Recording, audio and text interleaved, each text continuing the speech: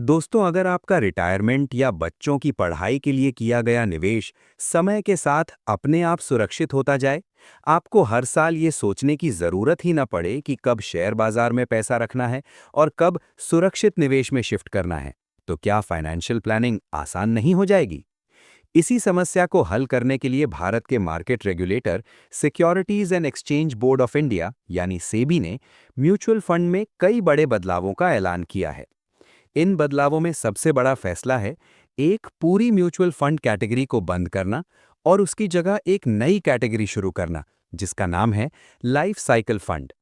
आज इस वीडियो में हम आसान भाषा में समझेंगे सेबी ने क्या बड़ा बदलाव किया है, कौन सी कैटेगरी बंद होगी, लाइफ साइकिल फंड क्या है, ये कैसे काम करेगा, पुराने निवेश का क्या होगा। सबसे पहले समझते हैं कि म्यूचुअल फंड की मुख्य कैटेगरी कौन-कौन सी होती हैं।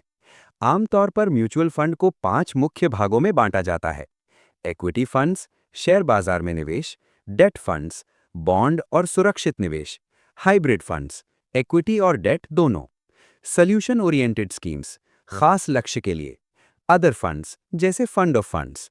अब सेबी ने सॉल्यूशन ओरिएंटेड स्कीम्स में बड़ा बदलाव किया है। ये वीडियो सिर्फ एजुकेशन वीडियो पर्पस के लिए है। Securities and exchange board of India यानी सेबी ने असल में कहा है, मौजूदा स्कीम नई सब्सक्रिप्शन बंद कर सकती हैं, बाद में इन्हें दूसरी स्कीम में मर्ज किया जा सकता है। सेबी ने सॉल्यूशन ओरिएंटेड स्कीम्स कैटेगरी को धीरे धीरे फेज आउट करने का फैसला किया है। इस कैटेगरी में मुख्य रूप से 2 प्रकार के फंड आते थे: रिटायरमेंट फंड्स, चिल्ड्रन फंड्स। इनका उद्देश्य होता था रिटायरमेंट के लिए निवेश या बच्चों की पढ़ाई या शादी के लिए निवेश। इस कैटेगरी में कुल 41 स्कीम्स मौजूद थीं। इनमें 29 रिटायरमेंट फंड्स और 12 चिल्ड्रन फंड्स शामिल थे। इन सभी स्कीम्स का कुल निवेश लगभग 57,275 करोड़ रुपए था। अब सबसे बड़ा सवाल यही है, जो लोग इन फंड्स में पहले से निवेश कर चुके हैं उनका पैसा क्या होगा? सेबी के अनुसार इन स्कीम्स में नया निवेश बंद कर दिया जाएगा, लेकिन पुराने निवेशकों का पैसा सुरक्षित रहेगा और बाद में इन स्कीम्स को दूसरी सामान्य स्कीम्स में मर्ज किया जाएगा, यानी निवेशकों का पैसा कहीं भी गायब नहीं होगा। अब बात करते हैं सेबी की नई कैटेगरी की, जिसे कहा जा रहा है लाइफ साइकिल फंड। ये असल में टारगेट डेट फंड की तरह काम करेगा।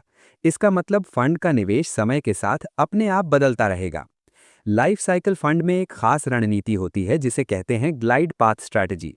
इसका मतलब जैसे जैसे आपका लक्ष्य नजदीक आता है, फंड अपने निवेश को बदलता रहता है।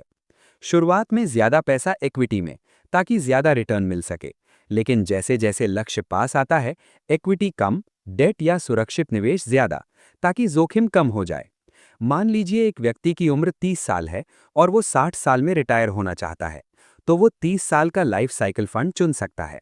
फंड का नाम उसके मैच्योरिटी ईयर के अनुसार हो सकता है। पहले 10-15 साल ज्यादा पैसा इक्विटी में, फिर धीरे धीरे डेट और सुरक्षित निवेश बढ़ने लगेंगे, और जब रिटायरमेंट पास आएगा तो ज्यादातर पैसा सुरक्षित निवेश में होगा। इससे मार्केट गिरने का जोखिम कम हो जाता है। सेबी के नियम के अनुसार लाइफ साइकिल फंड्स कम से कम 5 साल और ज्यादा से ज्यादा 30 साल के लिए हो सकते हैं, जैसे 5 साल, 10 साल, 15 साल, 20 साल, 25 साल, 30 साल। फंड का नाम भी उसी साल के अनुसार होगा, जैसे life cycle fund 2045, life cycle fund 2055। Life cycle fund सिर्फ इक्विटी और डेट में ही नहीं, बल्कि कई एसेट में निवेश कर सकता है, जैसे equity, debt, gold ETF, silver ETF. इसको कहा जाता है मल्टी एसेट अप्रोच, जिससे निवेश और संतुलित हो जाता है। सेबी चाहता है कि लोग इसमें लंबे समय के लिए निवेश करें, इसलिए अगर निवेशक जल्दी पैसा निकालता है तो एग्जिट लोड लगेगा। शुरुआती वर्षों में एग्जिट लोड रखा जा सकता है, ताकि निवेशक लंबे समय तक निवेश करें। सेबी ने फंड ऑफ फंड्स में भी बदलाव किया है। फंड ऑफ फंड्स वो फंड होते हैं जो सीधे शेयर में नहीं, बल्कि दूसरे म्यूचुअल फंड में निवेश करते हैं। अब नए नियम के अनुसार फंड ऑफ फंड्स को कम से कम 90% अंडरलाइंग फंड में निवेश करना होगा। सेबी ने निवेशकों के लिए पारदर्शिता बढ़ाने के लिए भी नियम बदले हैं। अब फंड मैनेजर को पोर्टफोलियो ओवरलैप बताना होगा।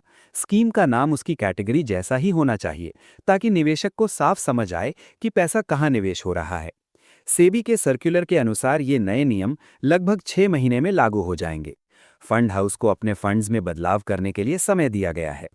तो कुल मिलाकर सेबी का ये फैसला म्यूचुअल फंड कैटेगरी को और साफ करेगा, निवेशकों को बेहतर पारदर्शिता देगा और लॉन्ग टर्म गोल के लिए नया विकल्प देगा, जिसे कहा जाएगा लाइफ साइकिल फंड।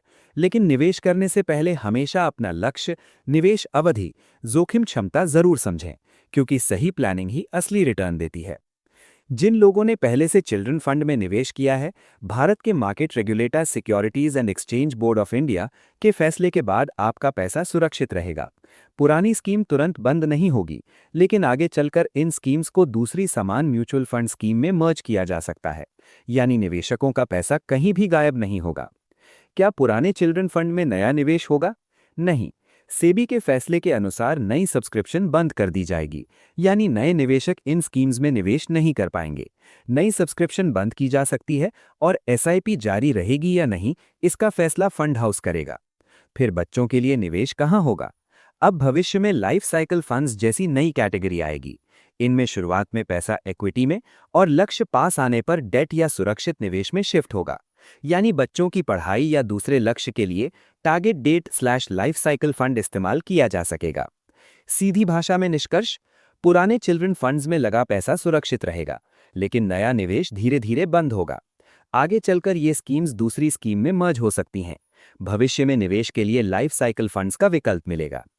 ये वीडियो सिर्फ एजुकेशन वीडियो पर्पस के लिए है। किसी भी इन्वेस्टमेंट से पहले पूरी जानकारी लें और सेबी रजिस्टर्ड एडवाइजर से सलाह जरूर लें।